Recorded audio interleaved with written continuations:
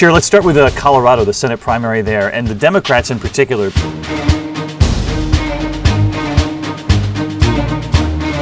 This is a rare case where former President Bill Clinton is on a different side than the White House and national Democrats. Senator Michael Bennet was appointed to the seat. President Obama even did a call for Bennet just last week. Now, on the other side of this race, we have Andrew Romanoff, who's a former House Speaker in Colorado and very popular with the party's progressive base. And he snagged an endorsement from Bill Clinton for the simple reason that the two have a long history together. He's known him since something like the early 90s when one of them was at Harvard. It's just a long history of the two. But Bill Clinton hasn't quite been as active, probably because he doesn't want to cause any conflict with the White House. In any case, polls show that this is coming down to the wire. It's a really exciting race. We don't know who's going to win.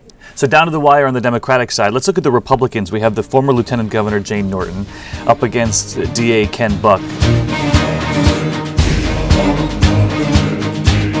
This is also a very close race, and what I love about this is this sort of anti-establishment campaign that Buck is waging, even though he's got a lot of connections to Washington too. That's the theme of this year. It's try and be as anti-establishment as you can, whether or not you're even an elected incumbent from Washington. In this case, Ken Buck is kind of an insurgent candidate. He's backed by Senator Jim DeMint, who's become sort of a conservative kingmaker this year with Senate candidates. And right now, polls show him with a slight edge, although Jane Norton, she's a former lieutenant governor and has backing of a lot of groups in Washington, D.C. Her internal polls apparently say that she's within striking range or even ahead of Ken Buck. So it's another tight race. We don't know who's going to win. So let's turn to Connecticut now, the Senate primary.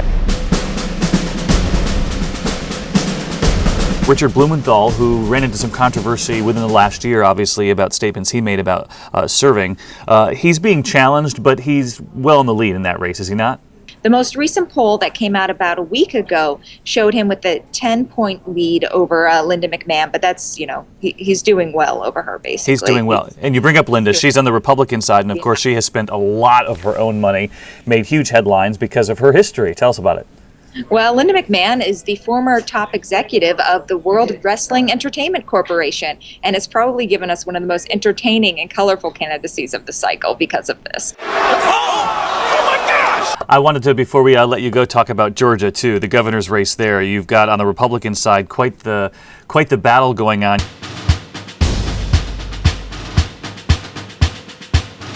You've got a Mama Grizzly up against someone who's been endorsed by Newt Gingrich. So you've got Sarah Palin endorsing one candidate, Newt Gingrich endorsing another. And who are these folks?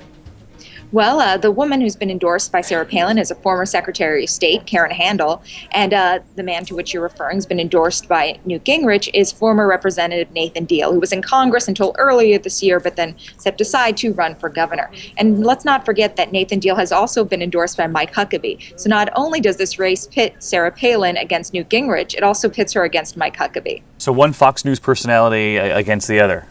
Yep, that's it. In their endorsements. And where did the poll numbers stand on that race? Polls showed to be competitive, but Karen Handel definitely has the upper hand going into tonight.